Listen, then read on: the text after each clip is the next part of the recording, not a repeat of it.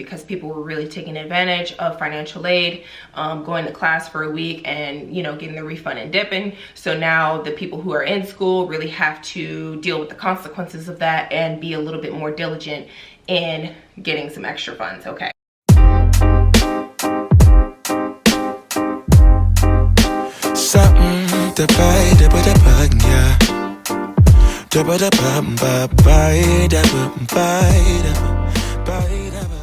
Hello you guys, welcome back to my channel, or if you are new here, this channel is a channel where we talk about all things that are nursing related, glowing up, positivity, and just overall my lifestyle.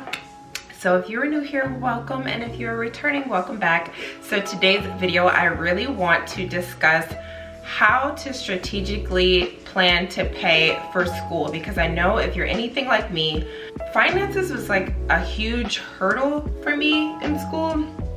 Not gonna lie, it was pretty much my only hurdle, if you will. So I really wanted to give you guys a video, or give you know, an individual some type of encouragement or some type of plan to help as they go through their nursing program, even starting at prerequisite and to the point that I am now. So let's get started with that. So there are a few ways that you can pay for school.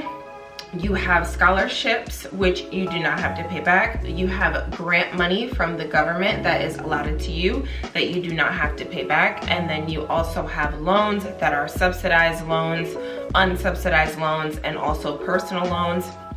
And sometimes loans can be really tricky depending on if you don't qualify for subsidized or unsubsidized loans and you have to get a personal loan. It really depends on your credit, and then if you don't have a co-signer, things can just get really messy. So I really want to dive into some of these things, not too deeply, but just an overall thing about it. So with grants, grants are very helpful to students because it is government funded money that you do not have to pay back. One thing that I will say to be mindful of when you're using your grants is to get good grades while you're using that grant money. So you definitely want to keep an eye on how much money that you have left, because it is capped at a certain dollar amount. So the way that you can find that is by going through to your MyFAFSA and looking up what your account status is, what your overall view of your account is, and it will show you how much of your grant money out of a certain total amount that you've used up and how much that you have left. Now, why is this important? This is important because depending on where you're at in your nursing school journey, let's say that you've taken a whole bunch of classes before you knew what you wanted to do, and now you want to go the nursing route. Now you're taking classes, so your prerequisites to go towards nursing. The reason that's important is because if you're taking the community college route and the credits are affordable enough to where you can pay for some of it out of pocket at in some type of capacity, you definitely want to do that. Now, let me give you an example. If you are taking maybe 1 or 2 classes a semester because, you know, your work schedule, or you just feel like it's just too much of a caseload to take on more classes than that, or to be full-time, I would recommend paying for those classes out of pocket as much as you can, because when you start to go full-time, it's going to be a bigger chunk of money that's going to be due, and that's when you really need your grant money to really come in clutch for you. Now, another tip that I wish that I had did very, very early on is to get a separate debit account just for school expenses alone. Now, the reason why this tip had come to me when I was setting up for my bachelor's program for nursing, yay, I will go into that in another video, but you guys, I am starting bachelor courses very, very soon. But my advisor had advised me to start a separate debit account, which whatever bank that you have, whatever credit union that you have, and just have that be for school. Number one, the money is out of your sight, right? So you know, when things get rocky or when there's something that you really want or whatever, you don't really have that money in your sight, as out of sight, out of mind kind of thing. That's for number one. For number two, it keeps things very organized as far as what your expenses are for school and what's coming out and what's going in, okay? So the reason why I feel like it's important to have that separate account, even when you're not doing a dual program or even when you're just doing your prerequisites, is because let's say that you take these classes and you decide to use your grant money because you really need it. You don't have the funds to pay for these classes out of pocket and you need books and all of these other things.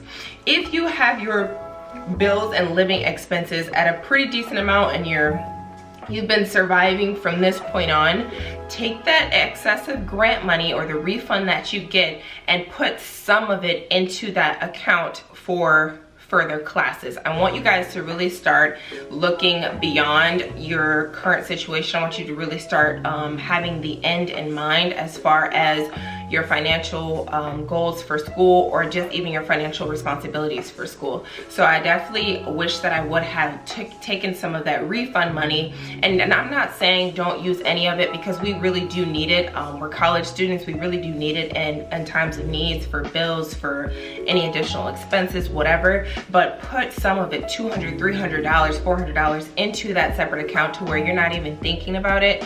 So that way when school starts to roll around, or let's say that you were pursuing a different degree prior to nursing, now your grant money has ran out, you have some excess funds in there to pay for scrubs, to pay for stethoscopes, to pay for all the vaccinations that you have to get, to pay for all of your shoes, you know, all your nurse pack, to pay for all of those things, because you know, when it comes down to the nitty gritty and you're almost done with your program, it gets very stressful when you've maximized out all of your grant money by that point, if that makes sense. Another tip would be, if you are trying to pursue a bachelor's program, a master's program, or anything beyond, or undergraduate or graduate, you know, because I am speaking for the ADN program at this very moment, definitely look at the classes that are within that program at the community college level, you guys. Classes like statistics, classes like anatomy and physiology, chemistry, anything that can be accepted into that program, take that at the community college level. It will be literally a fraction of the price. Just like an overview or kind of comparison of where I am at in Arizona. A class like ASU is going to cost you maybe $327 a credit, okay? So let's say that that class is 4 credits. You're looking around $1,400 for one class, right? Versus at a community college level at $87 a credit, you're looking at maybe, I don't know, $300 for a class. Okay, $1,400 versus $300 is a big difference, especially if you're using that grant money, right? If you're using that grant money and you need your grant money and you can't pay for college completely out of pocket, it's going to make a difference. Like I said, pay for that $300 class, maybe out of pocket, and then maybe not, you know, use up so much of your grant money and put the rest away. Or let's say that you're going full-time, really maximize on those community college full-time credit semesters. With your grant money, you will get the best bang for your buck. I'm telling you guys right now, you will get the best bang for your buck. I'm not saying that you can't progress or be in a community college while you're at a university, right? Now keep this in mind, if you're doing a dual program at a university and community college or vice versa, keep in mind that your financial aid cannot be used at 2 separate schools. So that is something to be very mindful of, because you are allotted different amounts for each type of degree that you go at. So for example, let's say that you run out of grant money and you need money for school, like you're doing your bachelor's program, you're doing your master's program, whatever, you need money for school and you're trying to get a loan, right? They look at how many credits that you have presently and what type of degree you're going for, and they kind of make a decision on how much money that you should be awarded. And also, even if you needed a loan, they look at that as well. You can get more money for a bachelor's program than an ADN program. You can get more money for a master's program than a bachelor's program, okay? It caps at different times. And just because they give you a certain amount, make sure that you're diligent in filling out any type of form that you need, talking to your financial advisor and seeing what else you can do, because you are awarded more money than what you think that you are. The reason why the system is set up that way is because people were really taking advantage of financial aid, going to class for a week and, you know, getting the refund and dipping. So now the people who are in school really have to deal with the consequences of that and be a little bit more diligent in getting some extra funds. Okay, now scholarships, you guys. Make sure that you're applying for scholarships. Start with your school scholarships first and foremost, because you will have the best chance with that. I know I was doing a little bit of research as far as nursing scholarships, and there are a few, even a few like Black nursing scholarships, but a lot of those scholarships, you have to be a part of their membership and you have to be a part of the type of, you know, award system or whatever. So make sure you keep that in mind. So make sure that you're looking at what your school is offering you. Also, another option that you guys can do for school is tuition reimbursement with some type of health care facility or organization, whatever the case may be. Make sure that you guys say, hey, do you guys have tuition reimbursement? Sometimes they require you to be going to school for a certain amount of credit hours. Sometimes they require you to work a certain amount of hours to qualify for this reimbursement. Now, let's say that you aren't a CNA and you really want to get into the hospital, or you really want to go somewhere, or home health, because they have the best reimbursement for nurses, of course. You can get that. You can sit for that after your first block of the nursing program.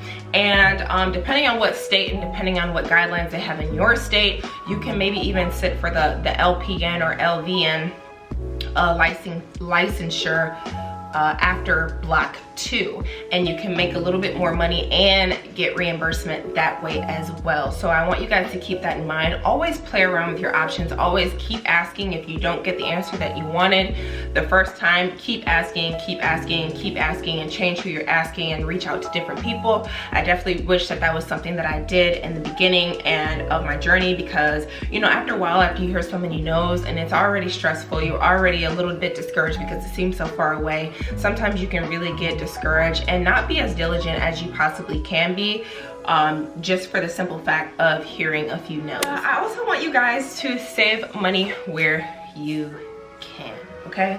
I don't think that there was ever a brand new book that I've ever bought within my nursing school journey, except for the actual program, because I will get into that in another video. It's literally set up to where you have to buy these new products because they're online, and it comes with enhanced things to it. Like, they connect your homework to your book, so you end up paying a lot of money. Like, for my program, my books came out to about $2,100 or $300. It was a lot. Came out to be like $2,200 to $2,300 for books, just for my 4-semester program. But prior to, when I was doing prerequisites, when I was attempting to get into nursing school, I definitely was a Chegg girl. Make sure that you guys are checking out Chegg. Make sure that you guys are checking out any Facebook groups who are selling their books for 20 bucks or they're not using them anymore. Things like Amazon. Rent these books, you guys. There's no reason that you should. First of all, it's eco-friendly. It's better for the environment to pass around this paper instead of just hoarding paper in your closet or under the bed or somewhere in your library or whatever, not using it, have no more use for it, right? And we'll never have use for it again, instead of, you know, recycling, getting a little bit money for it and recycling it to someone who can have use for it, and just recycle these books around, okay? There's no need for us to be wasting all this paper, okay? Mind you, a lot of things are going paperless, but just something to keep in mind if you are a physical book kind of person. Make sure that you use books. Like, okay, use used books, okay? That's all I have to say. Especially as your prerequisites. There is literally no reason as to why you should be feeling compelled or feeling pressure to buy a new book, unless that's just something that you really, really want to do. There's absolutely no shame in that if that's something that you want to do. But I'm telling them, this is for the ones who feel like that's a need that they need to do, or that it'll make a difference in their experience. It will not, okay? And the last thing that I want to say to you guys, know what kind of caseload that you can handle in this situation that you're in right now. You guys, when my dad passed away, I was like in my prerequisite kind of area. When my dad passed away, I took a complete year off, okay? I was not in the mental space to study. I was in a very depressed time in my life, and there was no way that I could focus. There was no way that I could handle business the way that I wanted to, and there was no way that I could maintain my GPA even if I really actually tried. You get what I'm saying? So I just knew, like, hey, this isn't going to be good for my GPA because I'm aware of the mental state that I'm in right now. And I'm not gonna do it. So I ended up waiting a year. Even though that pushed me back a little bit, I still was able to maintain my GPA. I don't have any W's, I don't have any F's or anything like that on my what do you call it, transcript. And that's very, you know, it's very important because this is competitive. You are competing with the next person, okay? So make sure that you're looking at the type of load that you have. If you're working full-time, if you have two newborn twins at home, and you know, you just have a lot going on, maybe ease into it with a class or two. Don't go in full-time if you know that that's something that you're not going to be able to do and maintain at A's and B's. You get what I'm saying? Like, it's doable, of course, but are you going to be able to maintain and perform at an excellent level? Because that is very important to keep in mind when you're talking about nursing, when you're talking about nursing programs, and when you're talking about continuing your education, because these undergraduate programs and these graduate programs are looking at your grades depending on what type of program you want to go in and depending on how competitive it is. So you guys, that is all I had for you today. Thank you so much for watching. I hope that this helped somebody. I hope that this gave you some really helpful and valuable information as you move forward in your nursing school journey, because I know that finances are such a pain in the ass, you guys. When it comes to school, it is a pain. Like, I cannot even explain. It used to be something that I hated to talk about, that I hated to contact people about, that I just could not stand. But I had to really get over that fear. It was really like a fear of mine. Like, it's always been a fear of mine to not be able to pay for it and not be able to go, because I am very competent. I am very able and capable of completing school. I'm smart enough to do it, but it was always the financial part that I always felt like was such a hindrance. And so a man thinketh, so is he. So it always ended up, you know, since I kept thinking that it was going to be hindrance, it kept showing up as a hindrance. You know what I mean? So that's another thing to keep in mind. Change your mindset, you guys. Change your mindset. Know that you can do this. Know that you will have the money to do it, okay? The funds will come in some way, shape, or form. You may not know how they're gonna come, but they're gonna come. That's why faith is so important to me, because there's been so many times in my life where I didn't know how things were gonna work out, and they ended up working out just by believing and just by doing my part. So I love you guys. I will see you in my next video. Again, thank you for watching. My name is Sharday, the future nurse bae. I can't wait to say Sharday the nurse bae. I think I might change my name. Don't steal that. Like, don't steal it. But yes, we are rolling into the holidays, into completing block 2. We are halfway there, and I can't wait to share with you guys more experiences of clinicals, of things that I'm learning, of study tips, all of that good stuff. So I will see you guys later. You guys be blessed. Enjoy your fall weather and fall vibes. I will see you guys very, very soon. Sunlight that always stays, dinner by the waterway. It's that sweet life. Raise your cross. Made some dude crack a smile. He asked if I could stay a while.